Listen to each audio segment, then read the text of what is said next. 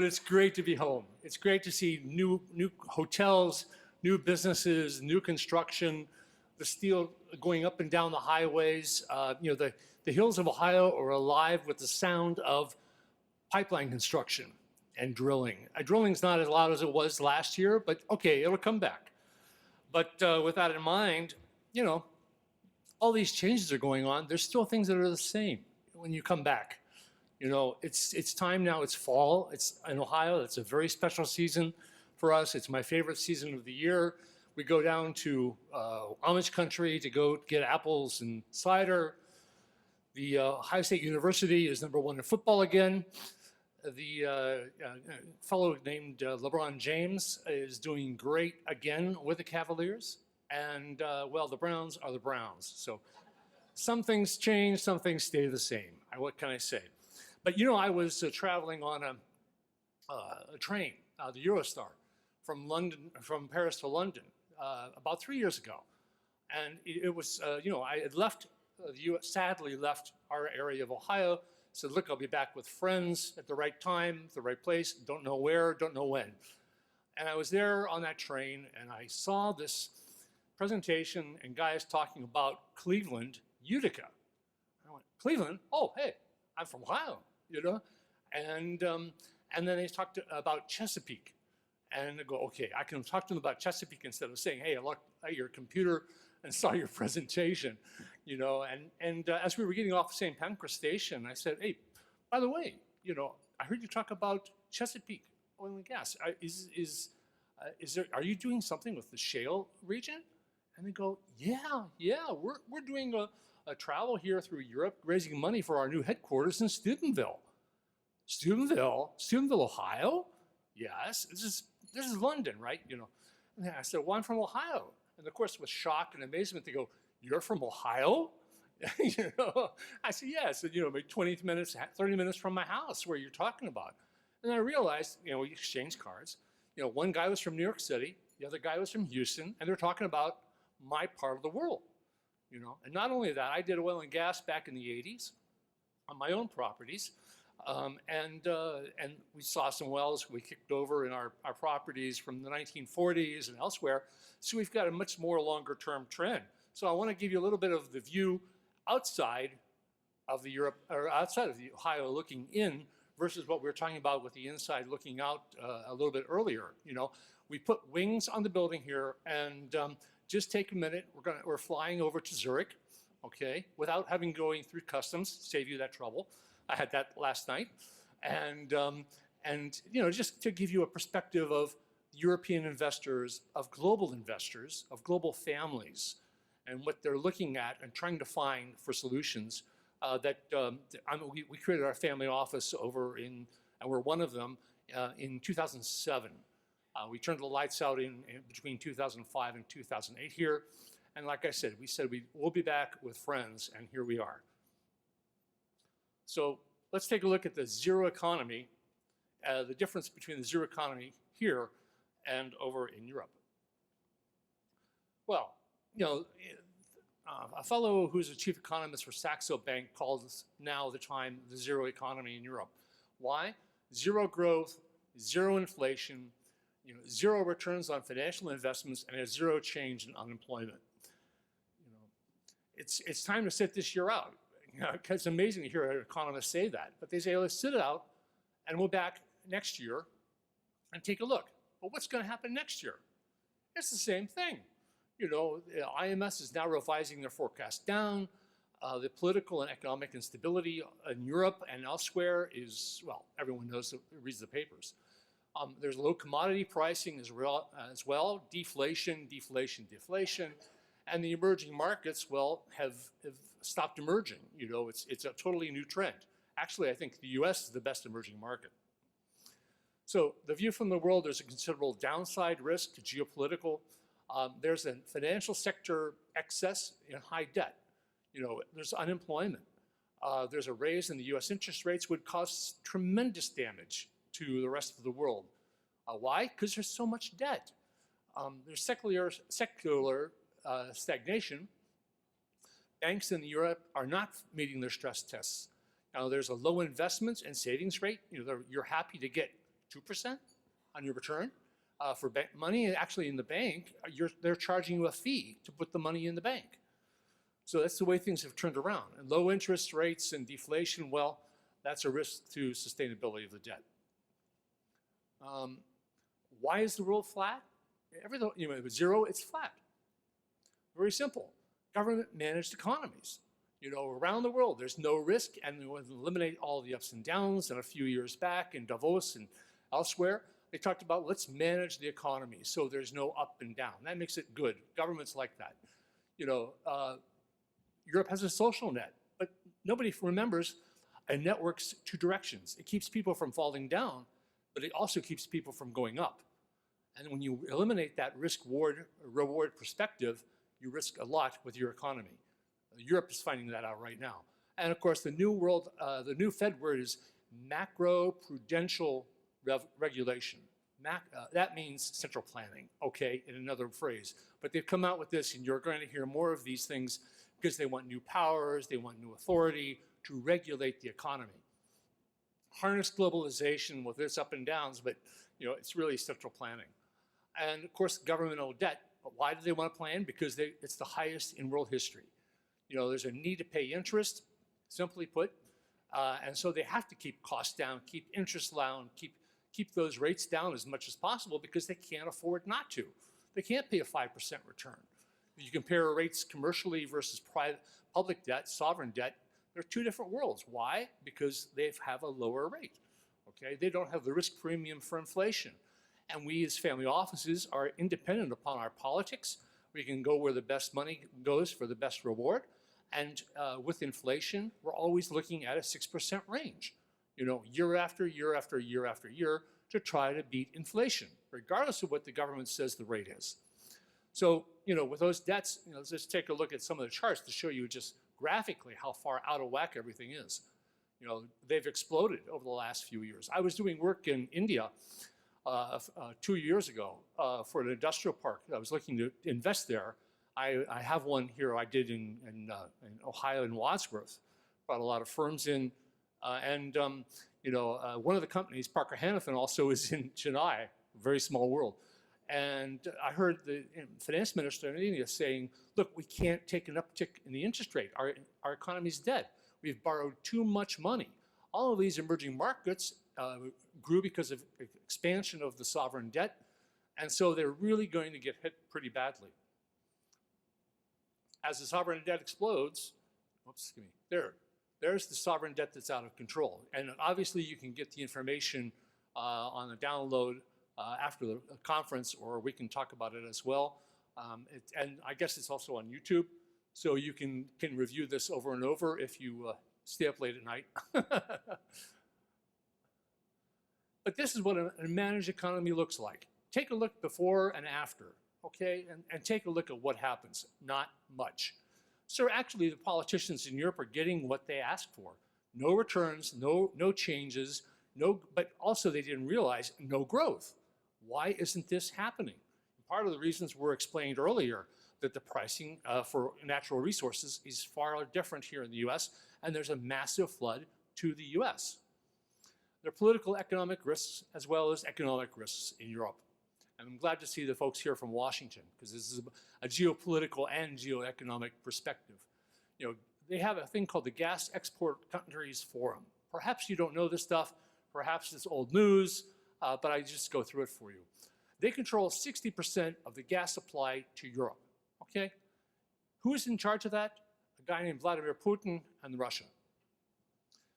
The EU is trapped with no alternative source with the pipelines. They're looking desperately and they need help.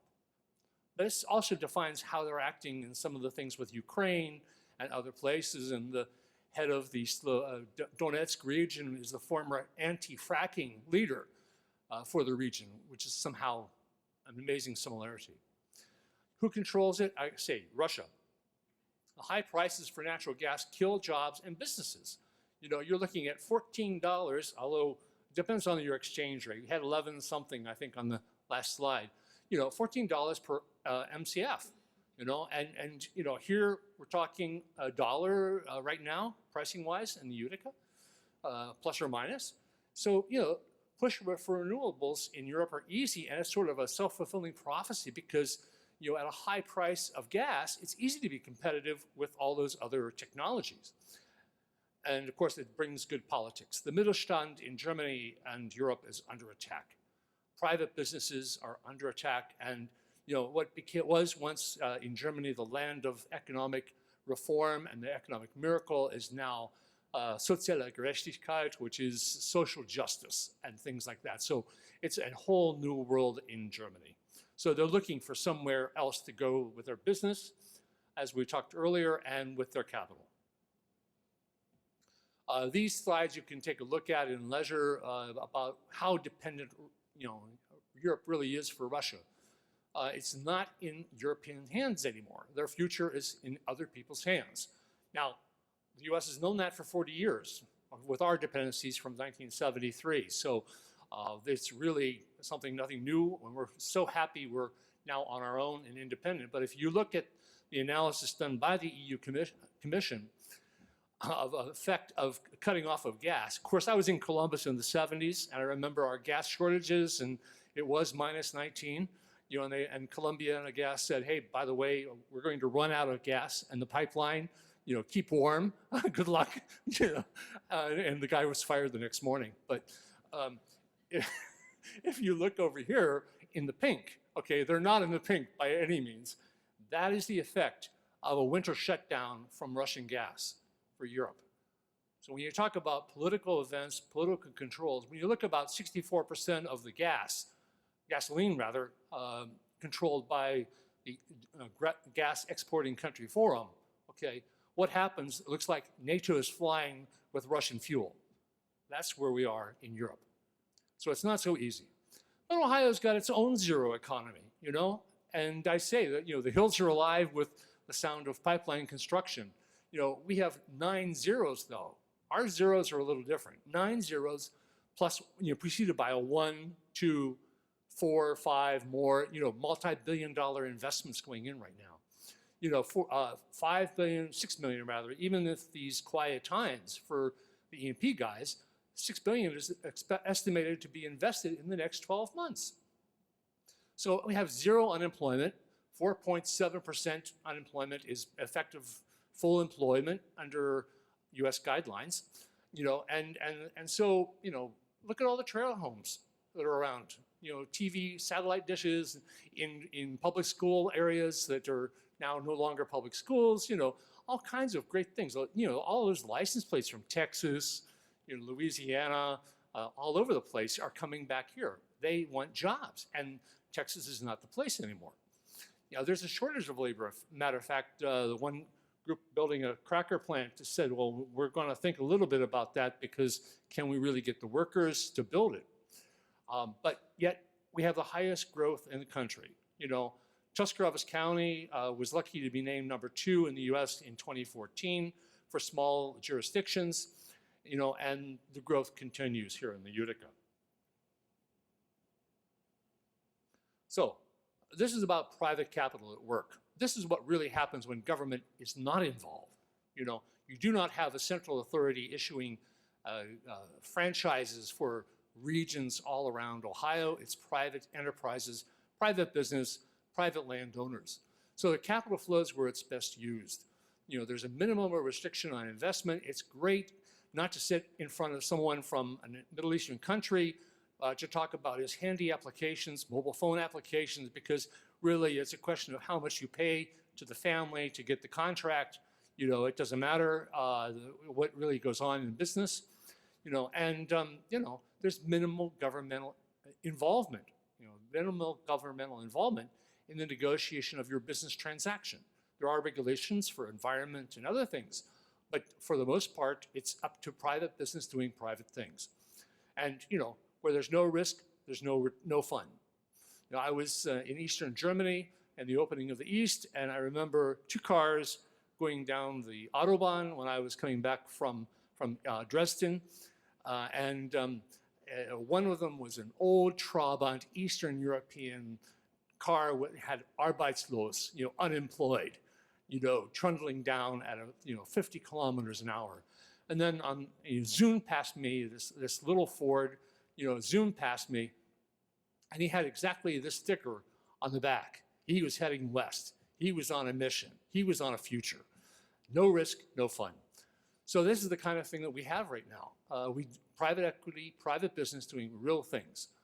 And the return to business investment. You're looking at operating companies, not these funding vehicles, financial structures.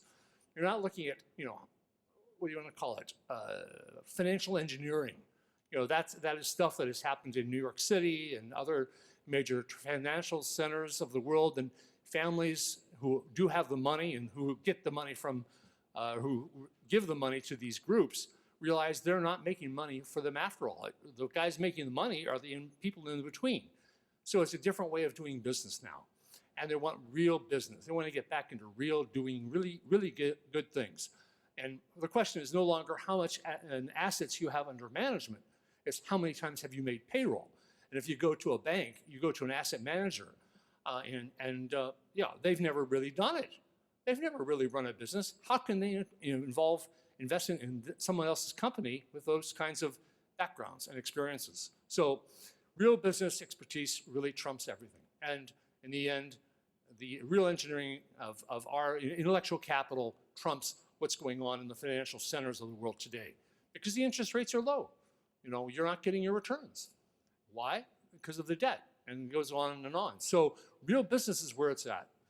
Capital is flowing to Ohio from all over the world, from Brazil, China, Thailand, a lot of places in Western Europe. I mentioned Saudi Arabia here at the table recently, Russia, China, all the BRICS are already coming this direction. I gave a speech in London about the emerging markets to emerging markets conference, and my emerging market was Ohio, okay, and the USA.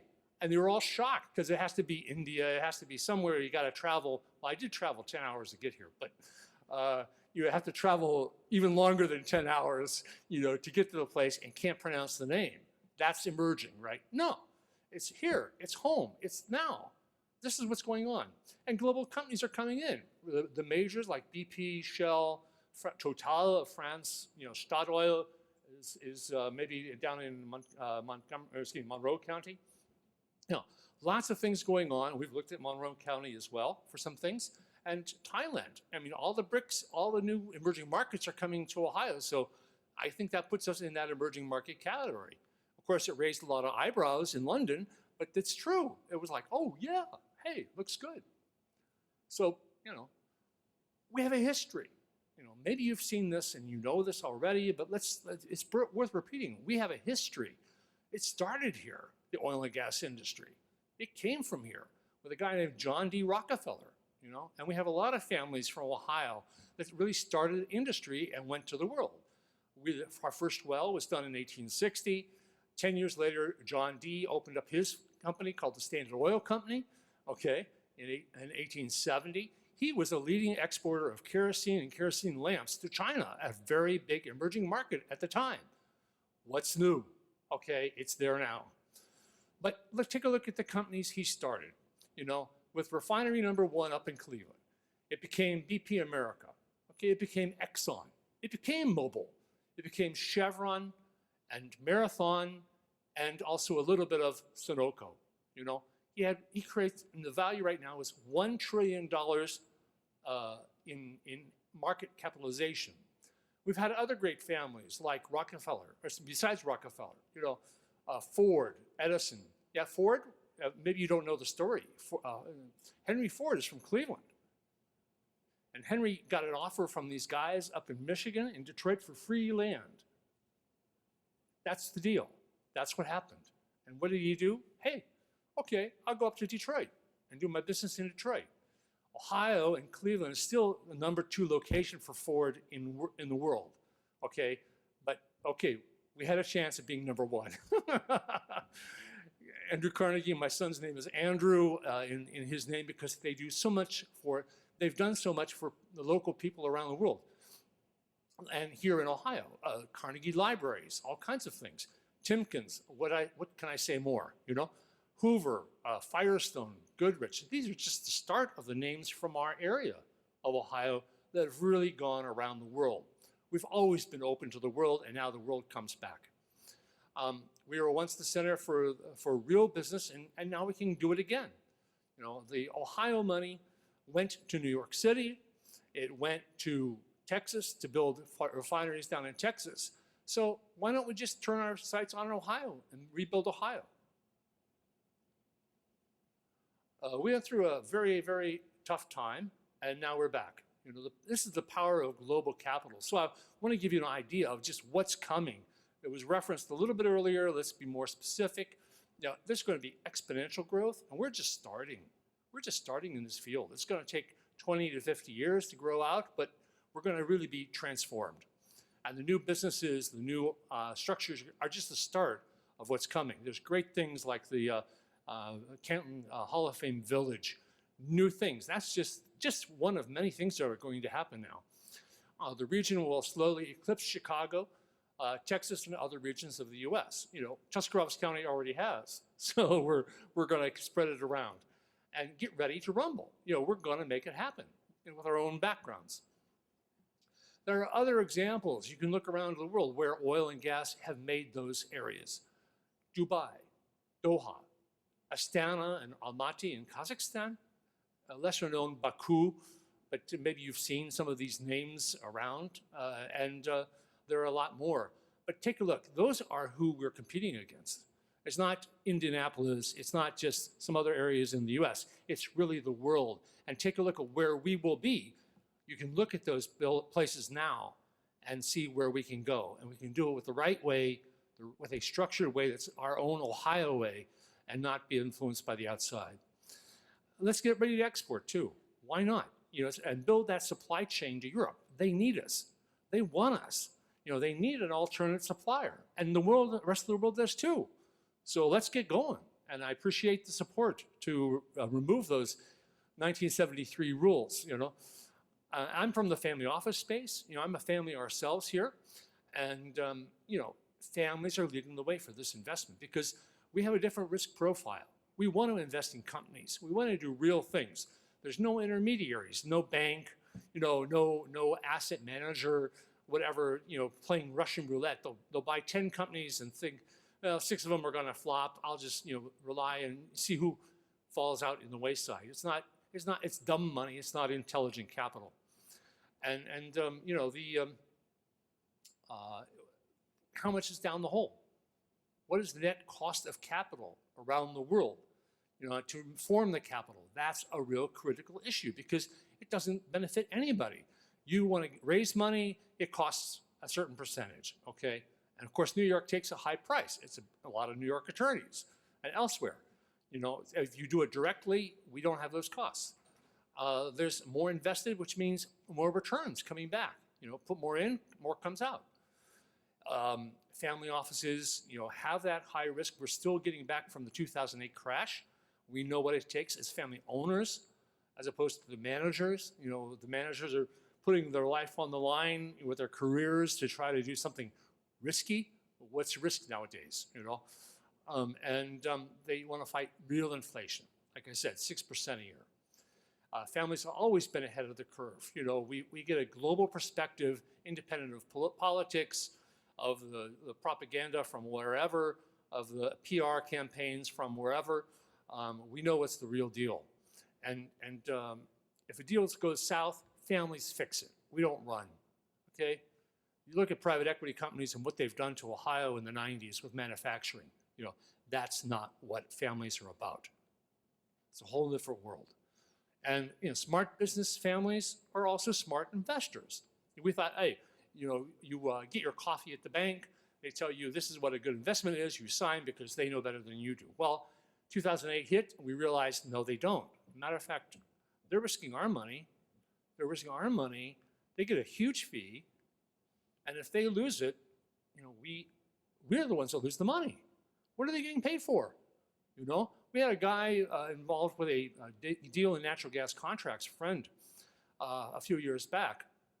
If he hit the right number, it was 40% returns. You know, it was a speculative type deal.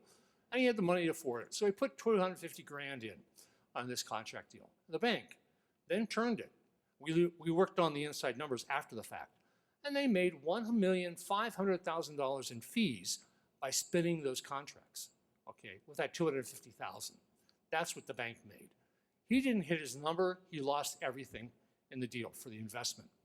Now, families are not always the smartest ones, so he went to the bank with this information we gave him, and they said, well, that's what we needed to do to make you that 40%. Do you want to do it again? Sure, why not? So he put another 250,000 in. The bank made another 1.5 million, and he didn't make the number a second time. This is roulette. This is not business, And they said, well, do you want to try a third time? And he goes, no. It's a better way to do things. So these are the things, these are the issues you deal with from a global perspective. Now that we're in Zurich, okay, and grüezi wohl, welcome to Zurich, looking to the world to Ohio, okay. Do they know that they don't even know there's natural gas here or oil? It's all in Texas, Silicon Valley has computers, it's a very different world out there. And have one group, they have 1 million acres of mineral rights, okay, in other parts of the world, in shale. Okay? And they looked at Utica and said, oh, we can just buy Utica. Go, no. You may have one contract for 1 million acres, but here you need 1 million contracts for 1 acre. It's a totally inverted pyramid, but there are ways to do things, there always are. But this is the kind of global wealth that's looking to this region to do all kinds of things, from businesses to the E&P side, to help with royalties, to mineral rights rather, to midstream, all kinds of other ventures that is coming this way. And, we're leading the way in that process. So, Zurich happens to be the global capital and metropole. There are lots of people talking about Switzerland today, and there is, for good reason. It's a beautiful country, but you can see some of the mountains and views I have from Zurich. It's quality of life for sure. But 1/3 of the global wealth of the world is based in Zurich and in Switzerland itself. 3,500 asset managers are only in Zurich. Okay, that's it. I mean, you go to Geneva, it has its group. Everyone has its own place. Zug is great for commodities. And, we're the largest commodity region for trading and actually eclipsed London in the trading volume, Switzerland. It's the largest space for family offices in the world, the most advanced area, doing the most sophisticated things for families to come together in club deals. And it's a crossroads for global deal flow. That's why I went there, to see what we can do on a global base. I did a lot with manufacturing and automotive in the 90s, helping automotive companies like Ford and others to go global in their supply chains. Roadway Express was an old client of mine with Roadway Logistics and elsewhere, FedEx Ground, FedEx Time Critical. So we know global supply. And so we have that real talent that we bring to the table. We're not a banker, okay? We're not a financial intermediary. We're co-investors, we're part of the deal, and we'll make it right. And we're always looking for new ideas, and there's a solid infrastructure for capital formation. There's a much different one than here in North America. We're looking for the long-term returns. We're not here to turn a fast buck. We're not looking at next quarter's results. If you had 3 years of bad results, well, sure, we'll surely look at next quarter, but really we take a much longer view for our capital, expect a much longer return. Direct investments versus the fund approach that's been existing here for so long. A return on equity, return on sales, realistic in numbers in business. We're business people. We know what it's like to be up and down. And certainly counter-cyclical. That was one of John Dee's things. Work counter-cyclically. And simple structures for investment. There's no need for people in between. With the MLP, you've heard of the MLPs, I'm sure. They leak like a sieve. And most of that money drains into New York, Greenwich, all kinds of places, and then the Bahamas and elsewhere. It doesn't really go into the hole, and it doesn't go to the investor. It goes out in between. So it's based on 1930s law, Securities Act of 33 and the Investor Advisor Act of 34. So isn't it time for a little different model? And in Switzerland and Europe, and the global investor has a totally different perspective than the guys in New York City or whoever you might be dealing with here to raise capital locally. It avoids the high costs and fees in both of those areas. And, why fly a tri-motor Ford of the 1930s when you're going Mach 6 in other parts of the world? It's just another way, a different way, a global way to do business for global investors. So for SEOG, Shepperd Investors, this is local and it's personal. It really is. Originally in 1918, as Dave mentioned, but we actually go back, we're from Winesburg, Ohio, Amish country, hence the reference to the apples and the cider, and in the 1820s. And if you go up there to the graveyards of Winesburg, there aren't that many, you see the Metz family everywhere. That's my family. So we're really grounded, we're rooted, and in an area that's pretty closed off to the rest of the world, we were one of the first settlers. So we're the guys. Welcome to all those new people coming in the last 100 years. And I drilled my own properties in the 80s. Our properties we owned in real estate. We're in the sweet spot, doing multifamily housing, residential, commercial, and industrial. We're strategic. We look at business. We're real business people. So, I've been involved with upstream wells, second stage recovery, all kinds of things in the industry. And now we're involved with pipeline storage, building that supply chain over to Europe. That's going to end of the world. And it's real business for real growth. We're not trying to play financial games. We're not trying to take management costs and things like some an intermediary might come into. So we want real returns in a real private equity world and, real tangible assets. So get ready for a brave new Ohio. It's a major center for global investment. Get ready, buckle down.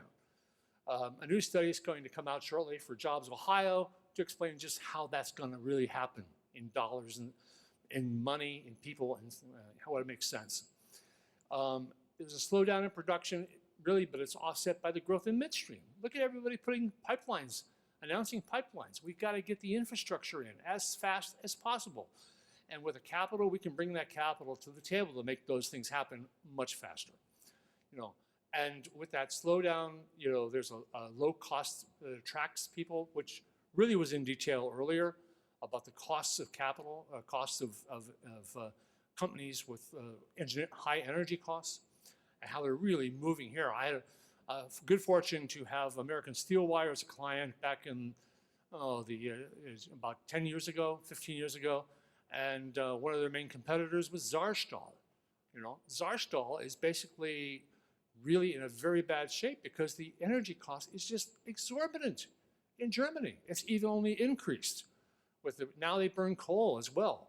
And their CO2 content, even though they talk about being green, okay, they're increasing because they have to burn our coal to produce electricity. They can't rely on the wind and the steam and the energy that they're, the wind and the solar. So a little political reality would make a lot of sense over there. And Ohio's getting greener. We're converting to natural gas power, and we're going to talk about power, I think, later on today, and building the supply chain to export. So, the shift to Ohio will only continue and grow rapidly. It takes a lot of work, provide a regional face to the world. Like you said, we have to look at the region, not just one little county, one little area. It really gets small when you look at it from Zurich. And hope you enjoy the chocolates and the cheese and things like that. I mean, there's a reason why there's Hagee's chocolate and all the cheese plants around here. We have a very cultural affinity to that area. And any win's going to be a team win. Whether it is over in Pittsburgh or whether it is here or it's in West Virginia, it helps the whole region. It's not in Texas, okay? And the guys in Texas are crying the blues, and that's what gets the reports over in Europe, and they really don't understand there's oil in Ohio. We have the people, the tradition, and the infrastructure to make it happen, and we have always been open to the world. And we have to tell the world we are here. That's the only catch. Detroit is cars, I mentioned earlier, and New York is banks, Texas is oil. What's Ohio? Where is Ohio? Our Lufthansa and Swiss and other airlines don't fly there. So no one goes here on vacation. They've got to come here on a second or third trip. So we've got to spread our word to the world. And we've got to go back to work. You're leading the way with all the great events here for the shale conferences. Denny and Dave have done a great job at the chamber to raise it to a global level. It's the Utica capital. And we want to make it a capital with an OL, not just an AL. And it's raised eyebrows around the world to take a look, to take further research. Just look at the growth we have more gas than Qatar in Pennsylvania. We're going to have it in Ohio. So with every Qatar, there's a Doha, The growth for the rates of industry reflect the frontier and emerging markets that people are looking for all around the world to get those returns. And conversion to power generation and fleet transport continues that growth to natural gas. And with the low energy costs, we're attracting businesses as well. This is a slide from Mark West from years ago. It shows the problems with the international system for New York Stock Exchange, get money, bankrupt, sell puts, all those kinds of games they play. They grew at 250% 1 year, but the analysts thought 350, so their stock dropped 18%. Family offices don't care about it. They're looking at the longer term. So even big growth doesn't mean big value to a lot of people here. So in sum, it's transforming the world. Shale is doing a major change politically and economically. We are going to be the global frontier, and as it flows, capital will flow here as well. And the Rust Belt is now the Black Belt of America. So, as the Houston Chronicle wrote, we are a flyover country, forgotten region, now a world-class asset in shale and oil and gas, and the world takes notice. So with that, I'd just like to say thank you, and I'm open for questions. Thank you.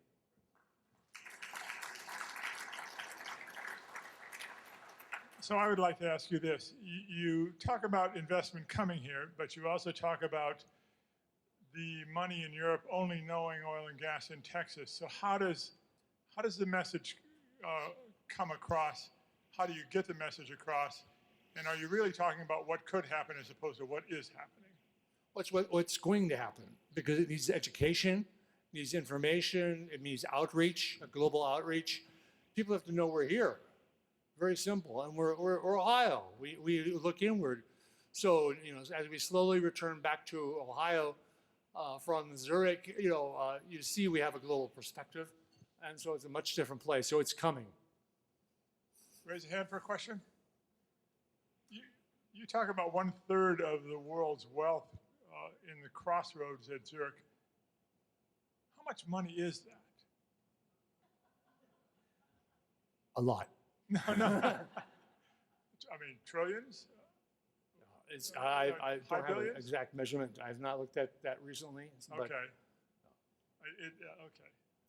You have little buildings. The Saudi family is getting $100 million a month in. Things like that. So there's no way to track it.